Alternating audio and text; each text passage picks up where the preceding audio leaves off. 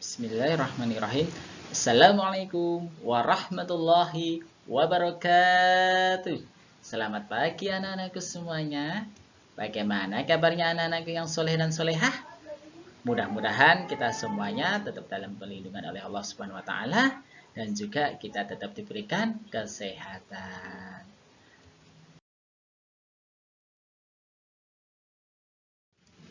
Ya, anak-anakku semuanya, untuk pagi hari ini kita belajar apa? Pendidikan agama Islam dan budi pekerti. Tentunya SD kelas 6.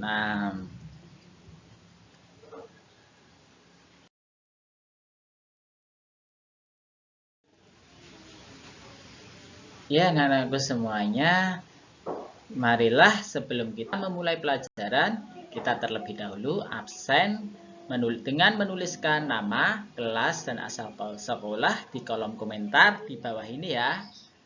Nah, di situ nanti Pak Guru bisa melihat siapa saja yang absen, siapa saja yang bisa mengikuti pembelajaran melalui daring ini.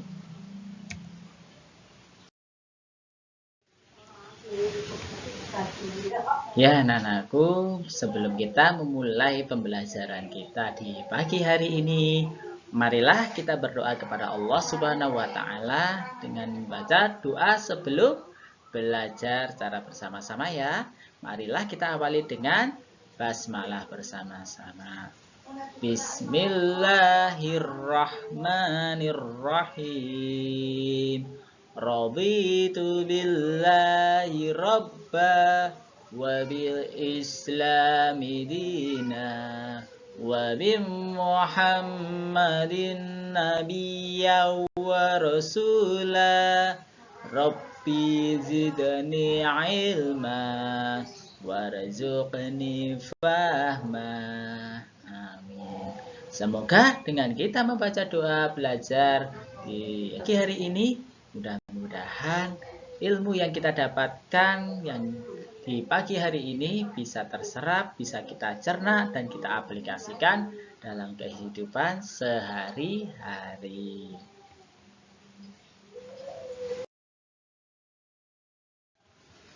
Ya, anak-anakku semuanya, hari ini kita masih melanjutkan materi kita di minggu lalu, yaitu tentang indahnya saling menghormati. Kemarin kita sudah belajar tentang mengenal surat Al-Kafirun, kemudian kita juga sudah belajar membaca, menghafalkan, dan menulis surat Al-Kafirun.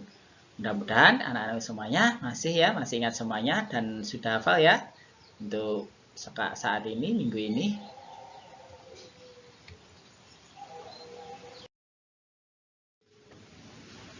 Ya, anak-anakku, untuk kali ini kita masih melanjutkan, yaitu tentang apa? Makna dan cara mengamalkan surat Al-Kafirun. Ya, surat ini dinamakan Al-Kafirun karena apa? Membahas tentang seruan terhadap orang-orang kafir. Nah, kata kafir sendiri secara bahasa artinya apa? Menutupi dan kehilangan. Selanjutnya, sementara orang kafir itu adalah orang yang berusaha menutupi kebenaran dan tidak percaya kepada Allah Subhanahu wa taala. Nah, di sini contohnya itu adalah pamannya Rasulullah, yaitu Abu Thalib, yang mana beliau itu walaupun ia tahu bahwasanya agama yang dibawa Nabi Muhammad itu adalah sebuah kebenaran, dan dia tahu bahwasanya Allah itu adalah Tuhan, dan dia juga tahu bahwasanya Nabi Muhammad itu adalah utusannya, namun ia tidak mau mengikutinya karena ia takut akan dicemooh, akan diejek oleh kaumnya, yaitu orang-orang Quraisy.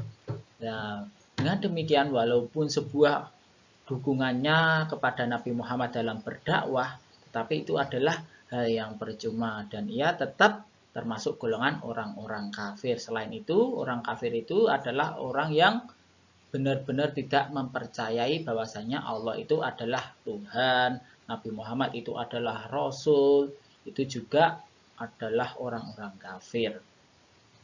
Selanjutnya, surat Al-Kafirun sendiri turun sebagai tanggapan terhadap pemuka kafir Quraisy yang mana ketika itu mengajak menyembah Tuhan mereka selama 1 tahun, lalu mereka menyatakan siap menyembah kepada Allah pada tahun berikutnya. Jadi ketika itu orang-orang kafir Quraisy itu melakukan negosiasi, datang kepada Rasulullah, mengajak Rasulullah dan para sahabatnya dan umatnya Nabi Muhammad itu untuk apa? Dalam 1 tahun itu menyembah Tuhannya orang-orang kafir Quraisy, yaitu Tuhannya apa? Tuhannya itu adalah berhala patung. Nah, terus kemudian di tahun berikutnya orang-orang kafir Quraisy akan ikut Nabi Muhammad untuk menyembah kepada Allah. Namun kemudian langsung dijawab oleh Allah dengan turunnya surat Al-Kafirun ini untuk mempertegaskan bahwasanya untuk umat muslim itu dia tidak akan pernah mau menyembah berhala. Dan urusan akidah itu tidak ada toleransi. Nggak bisa negosiasi. Tuhan kok dipermainkan? Kan tidak boleh seperti itu. Jadi kita jangan pernah sesekali menduakan Tuhan kita. Jangan pernah sesekali kita menduakan Allah. Kalau kita menduakan itu namanya apa? Syirik. Dan kita termasuk orang-orang musyrik. Sampai di sini bisa dipahami. Selanjutnya, surat Al-Kafirun sendiri menjelaskan tentang perbedaan antara Tuhan yang disembah Nabi Muhammad Sallallahu Alaihi Wasallam dengan Tuhan yang disembah oleh orang-orang kafir Quraisy. Ya, di sini kita tahu Tuhannya Nabi Muhammad itu siapa? Ya, pinter Allah. Sementara Tuhannya orang-orang kafir Quraisy itu adalah berhala.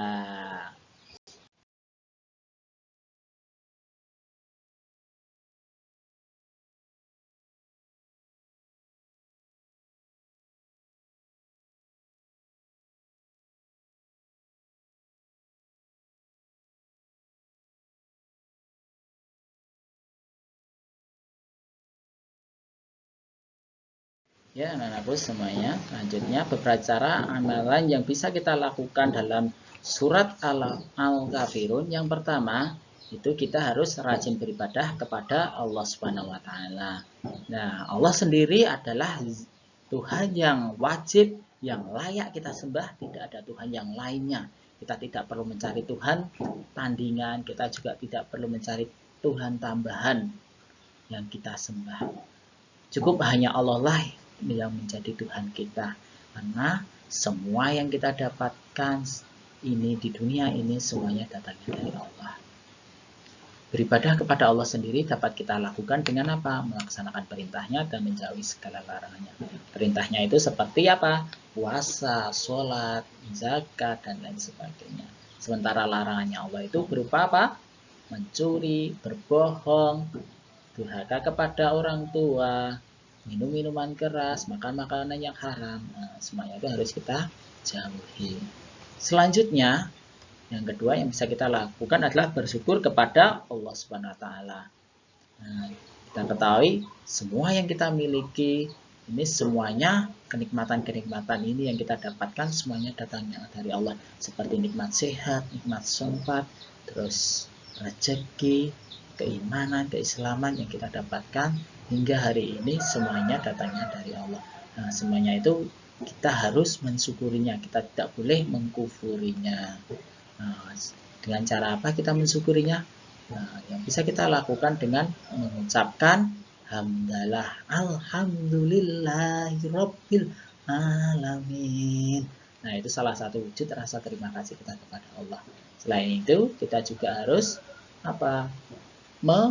Kita laksanakan amalan-amalan soleh seperti apa?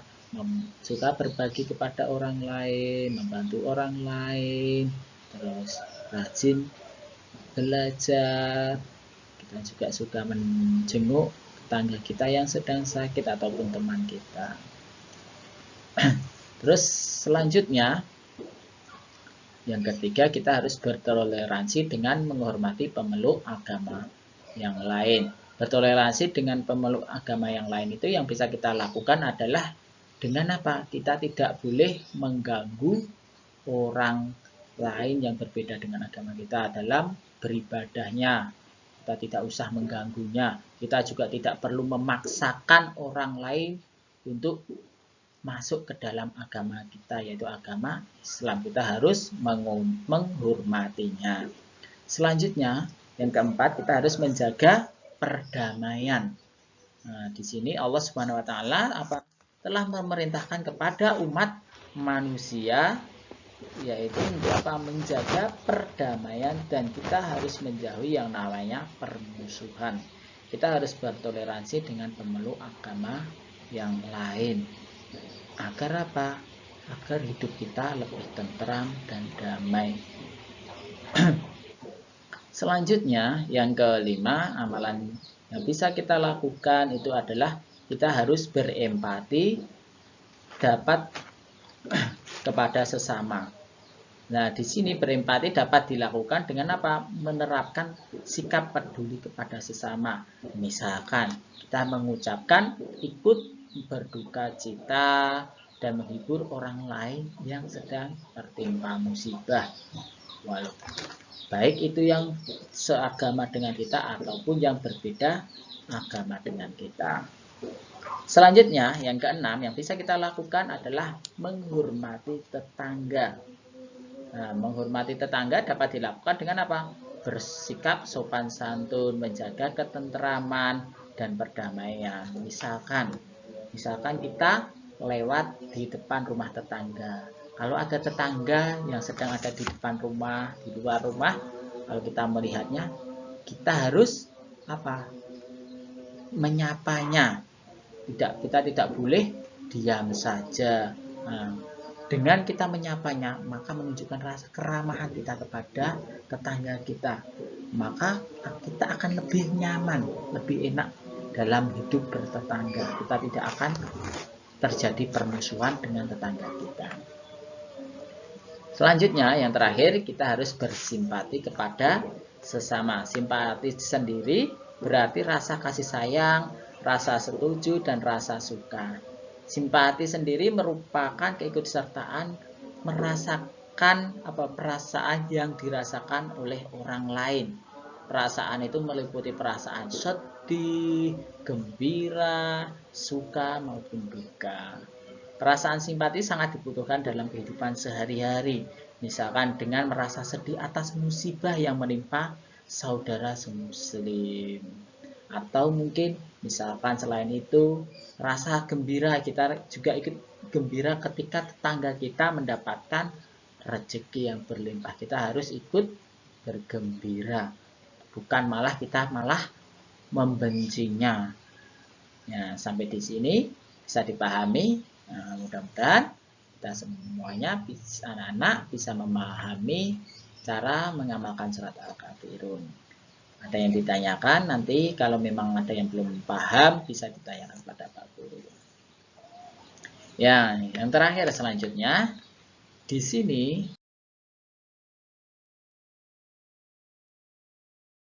ya, anak-anakku, yang terakhir untuk mereview pertemuan kita di minggu ini dan minggu yang lalu, yaitu Pak Guru melakukan kuis. Nah, di sini nanti ada 10 soal, silahkan anak-anak jawab.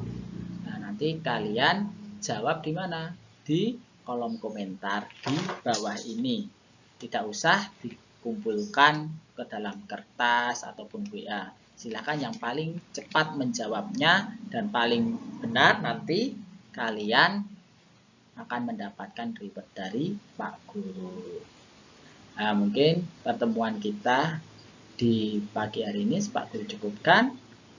Cukup sekian dari Pak Guru. Wabillahi taufiq wal hidayah. Wassalamualaikum warahmatullahi wabarakatuh.